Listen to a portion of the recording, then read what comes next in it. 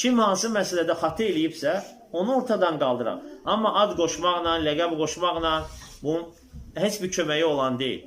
Əksinə, insan ya özünə iftira yaxacaq, yəni o söylədiyi iftiralar qiyamət günü onun özünə qaydacaq, ona görə günahlarla yüklənəcək, başqalarının günahlarını daşıyacaq qiyamət günü. Ona görə bunu anlamaq lazımdır, bunu bilmək lazımdır. Və sələfi dəvətin də, görürsən, bidətçilər, heç vaxt sələfilər, hansı ki, özlərinə götürdüyü bu sələfi dəvəti adını onlara nisbət eləmirlər. Cürbəcür başqa adlarla adlandırırlar. Bu da nəydən ötürür, əziz qardaşlar? Həmin o dəvəti insanların gözlərində qəribsəsinlər deyə. Baxın, bu günlər yer üzündə hər yerdə tövhid dəvəti yayan, saf sünnəni tətbiq eləyənlər Vahabi adlandırılırlar.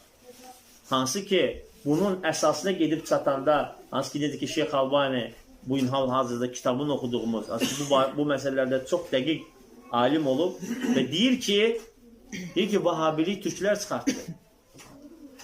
İlk dəfə onlar dedi. Hətta vaxtı ilə o problemlər yaşananda türklərlə Hicazlılar arasında, ərəblər arasında belə bir ad qoşmaq yox idi. Və bunu ərəblər ələm deyirlər, bizdə buna media deyilir və deyir ki, o vaxtki türklər öz mediaları ilə, o vaxtki onların mediaları qəzetlər idi. Aydındır? Və deyir, onlar bunu öz mediaları ilə, böyük məharətlə neynədilər? Əhl-i sünnə vəl cəmaəni Vahabi olaraq insanların gözündə canlandırmağa başladılar və o adı qoşub yamadılar.